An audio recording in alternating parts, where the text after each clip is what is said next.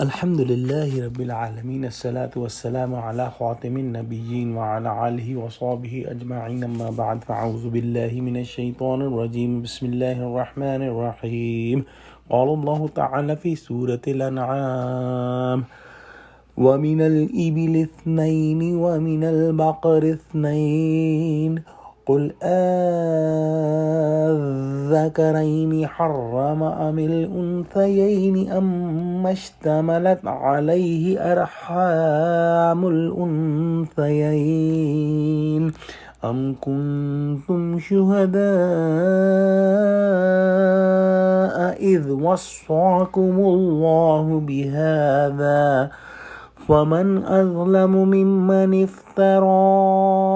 على الله كذبا ليضل الناس بغير علم إن الله لا يهدي القوم الظالمين۔ ترجمہ: اور دو اونٹوں میں سے اور دو گایوں میں سے ان کے بارے میں بھی ان سے پوچھو کہ خدا نے دونوں کے نروں کو حرام کیا ہے یا دونوں کی مادینوں کو، یا جو بچہ مادینوں کے پیٹ میں لپٹ رہا ہو اس کو بھلا۔ جس وقت خدا نے تم کو اس کا حکم دیا تھا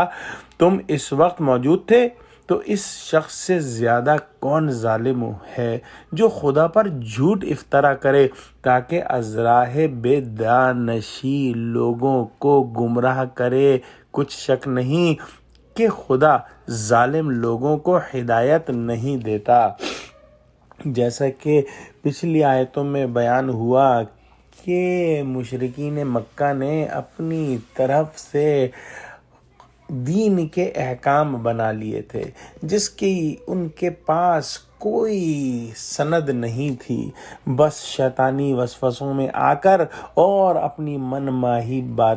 باتیں انہوں نے بنا لی تھیں اور اس پر عمل کرتے تھے اور سمجھتے تھے کہ وہ بہت نیک کام کر رہے ہیں۔ اللہ سبحانہ و تعالیٰ کی ذات کے علاوہ کسی کو اختیار نہیں کہ کسی شے کو حلال یا حرام کر دے، اور اللہ سبحانہ و تعالیٰ کا حکم یا تو اس کی آیتوں کے ذریعے آتا ہے یا پھر انبیاء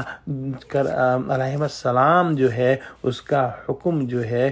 وہ لاتے ہیں۔ لیکن یہاں پر دونوں صورتیں منفی ہیں، نہ تو مشرکین مکہ کے پاس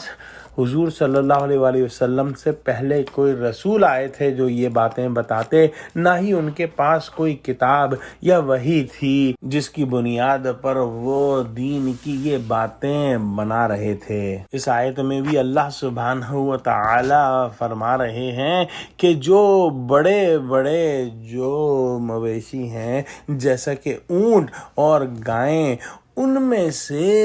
کس کے نر حرام ہیں یا کس کی مادیاں حرام ہیں، یا کون سے بچے جو مادینوں کے پیٹ میں ہیں وہ حرام ہیں، ایسا کوئی حکم اللہ سبحانہ و تعالیٰ نے نہیں دیا۔ یہ سب ان کے اپنے منہ کی بنائی ہوئی باتیں ہیں جو کہ وہ بنا بھی رہے ہیں تو کس پر؟ اللہ پر۔ تو اس سے بڑا اور کون ظالم ہے جو جھوٹ افطرا کرے اور وہ جھوٹ افطرا بھی اللہ پر کرے تاکہ جو بے سمجھ لوگ ہیں ان کو وہ مزید گمراہی کے اندر ڈال دے، اور اللہ سبحانہ و تعالی ایسے ظالموں کو ہدایت نہیں دیا کرتے۔ دعا کرتے ہیں کہ اللہ سبحانہ و تعالی ہم کو قرآن کا فہم عطا فرما، اللہ سبحانہ و تعالی ہم کو سچوں سے جوڑے اور جھوٹوں سے ہم کو دور کر دے، آمین۔ وآخر دعوانا الحمد للہ رب العالمین، والسلام۔